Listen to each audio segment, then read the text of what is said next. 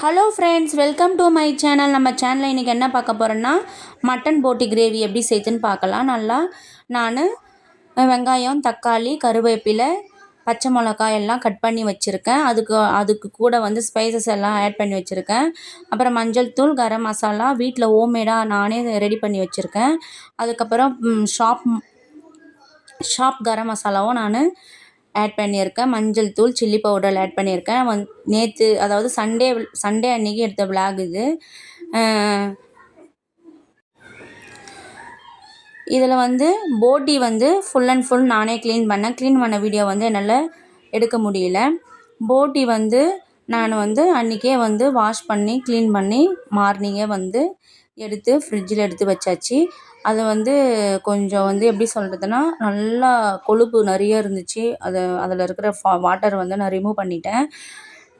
மறுபடியும் இப்போ நம்ம தாளிச்சிடலாம். கேஸ் ஆன் பண்ணி கடாய் வச்சுக்கலாம்.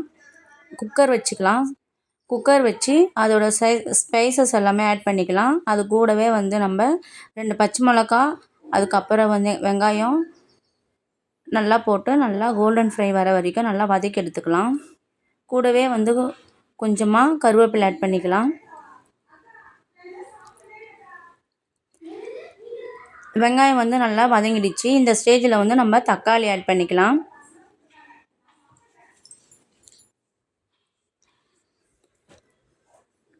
தக்காளி வந்து நல்லா குழஞ்சி வர வரைக்கும் நல்லா நம்ம வதக்கி எடுத்துக்கலாம்.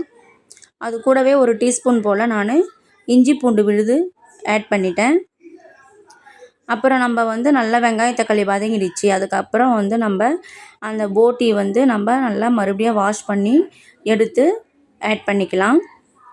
இதில் வந்து நல்லா தண்ணி வந்து இதிலேயே நல்லா இறங்கிடும்.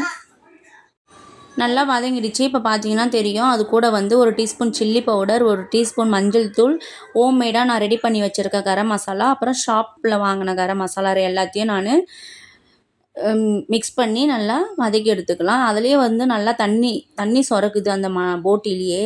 உங்களுக்கு நீங்கள் பார்த்தீங்கன்னா நல்லா தெரியும்.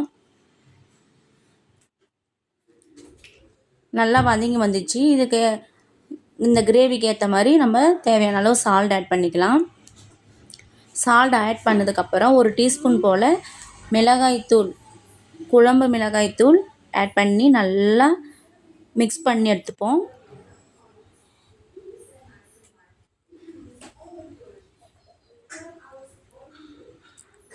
நல்லா மிக்ஸ் பண்ணதுக்கப்புறம் நமக்கு தேவையான அளவு தண்ணீர் ஆட் பண்ணிக்கலாம். கொழுப்பு வந்து ரொம்ப அதிகமாக இருக்கும். அதனால் நம்ம கொஞ்சமாக ஆயில் அப்ளை பண்ணிக்கினா போதும் குக்கரில்.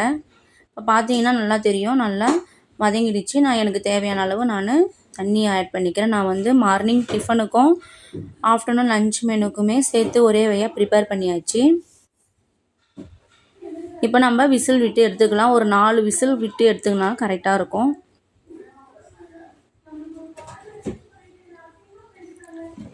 விசில் விட்டு எடுத்துக்கலாம். பார்த்தீங்கன்னா மூடி போட்டு வச்சாச்சு. இப்போ பார்த்தீங்கன்னா விசில் விட்டு எடுத்தாச்சு. நல்லா கிரேவி பதத்துக்கு வந்துச்சு. நம்ம ஃபைனலாக வந்து பெப்பர் ஆட் பண்ணிக்கலாம். பெப்பர் எவ்வளோ வேணாலும் போட்டுக்கலாம். நமக்கு எவ்வளோ காரம் வேணும் அதுக்கேற்ற மாதிரி நம்ம பெப்பர் ஆட் பண்ணிக்கலாம். ரொம்ப டேஸ்ட்டு நல்லாயிருக்கும். ஃபைனலாக கொத்தமல்லி ஆட் பண்ணிக்கலாம். அவ்வளோதான் ஃப்ரெண்ட்ஸ், என்னோடய ஸ்டைலில் சிம்பிளாக போட்டி கிரேவி ரெடி ஆகிடுச்சு. பிடிச்சிருந்தால் லைக் பண்ணுங்கள், ஷேர் பண்ணுங்கள், மறக்காமல் என்னோடய சேனலை சப்ஸ்கிரைப் பண்ணிக்கோங்க. தேங்க்யூ, பாய்.